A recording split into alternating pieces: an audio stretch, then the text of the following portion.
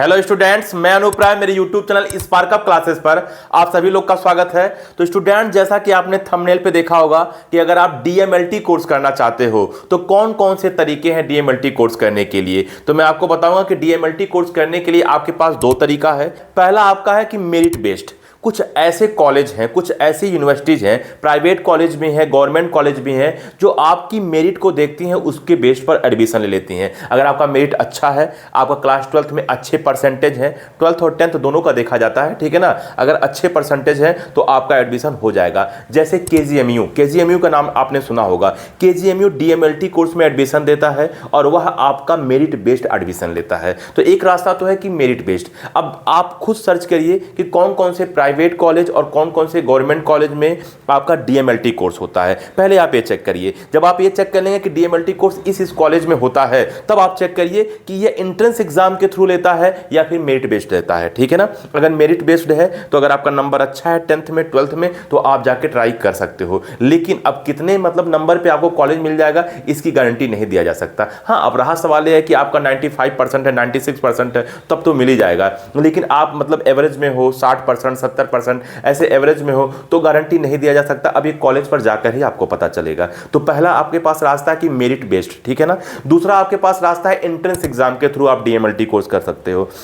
आप जानते हो कि एक अच्छा कोर्स है। वैसे अगर आपको इस पर डिटेल वीडियो चाहिए कि सर डीएमएलटी का डिटेल वीडियो बना दीजिए, जिसमें मैं आप लोगों को बताऊंगा कि आपका जॉब लगने के बाद सैलरी क्या होगा, क्या स्कोप है, शुरुआत से लेकर लास्ट तक एक एक बात बताऊंगा उसमें, ठीक है ना। तो अगर डिटेल वीडियो चाहिए तो आप कमेंट कर देना डीएमएलटी डिटेल। लेकिन मैं अभी सिर्फ इसकी वीडियो में इतना बता रहा हूं कि डीएमएलटी कोर्स अगर करना चाहते हो तो आपके पास तरीका क्या है। तो दूसरा आपका है एंट्रेंस एग्जाम के थ्रू। आपको एंट्रेंस एग्जाम देना होगा। जैसे सीयूईटी का नाम तो आपने सुना होगा। सीयूईटी यूजी का जो एग्जाम होता है, आप वो एग्जाम दीजिए। उसके थ्रू भी बहुत सारे कॉलेज ऐसे हैं जो एडमिशन लेते हैं। जैसे आपका बीएचयू, वैसे बीएचयू में पहले जब डीएमएलटी कोर्स होता था तो अपना खुद का एंट्रेंस लेता था। उसका नाम था बीएचयू यूईटी, उस एंट्रेंस एग्जाम का नाम था। बट अब वो एंट्रेंस एग्जाम नहीं होता है। अब वह जो सीयूईटी एग्जाम होता है उसके थ्रू डीएमएलटी कोर्स में एडमिशन लेता है, ठीक है। अच्छा, तो आपके पास सीयूईटी एग्जाम है। उसके बाद आपने आईपीयू सेट का नाम सुना होगा, ठीक है ना। इंद्रप्रस्थ यूनिवर्सिटी का नाम आपने सुना होगा। तो जो आईपीयू है, जो आपका इंद्रप्रस्थ यूनिवर्सिटी है,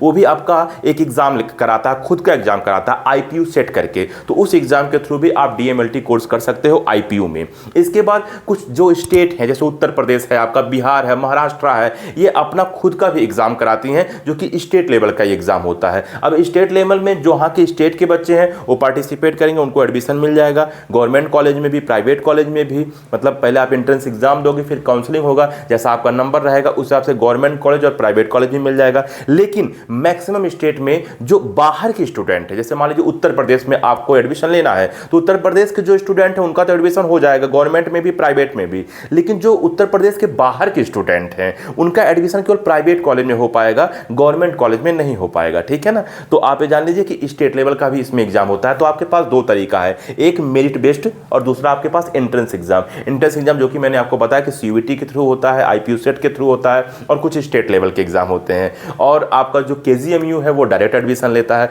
तो आप डीएमएलटी कोर्स कर सकते हो। हाँ, इसमें एक और खास बात है कि अगर आप बायो की हो या फिर आप मैथ से पढ़ाई की हो, दोनों लोग इसके लिए एलिजिबल हैं।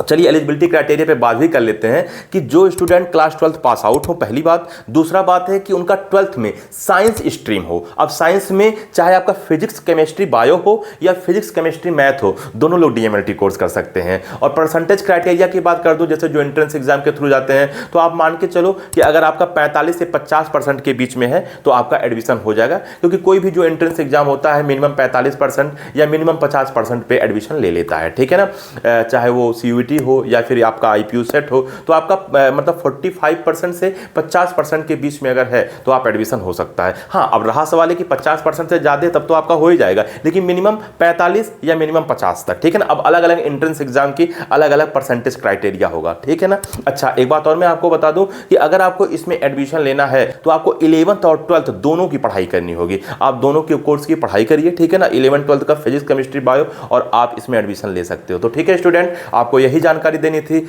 और आपसे एक बात और भी करनी थी कि अगर आपको कहीं कोई डाउट है, कहीं कोई समस्या है और आप हम लोगों से कॉल पर बात करना चाहते हो तो आपको एक नंबर दिख रहा होगा 8957391589। आप इस पर व्हाट्सएप मैसेज करिए, अपनी क्वेरी लिखिए, हम लोग पढ़ेंगे। अगर लगेगा कि आपकी समस्या का समाधान कर सकते हैं तो एक QR कोड जाएगा, आपको 200 का पेमेंट करना होगा और फिर उसी व्हाट्सएप पे स्क्रीनशॉट भेजना होगा और अपना नाम लिखकर भेजना होगा कि इस नाम से पेमेंट गया है।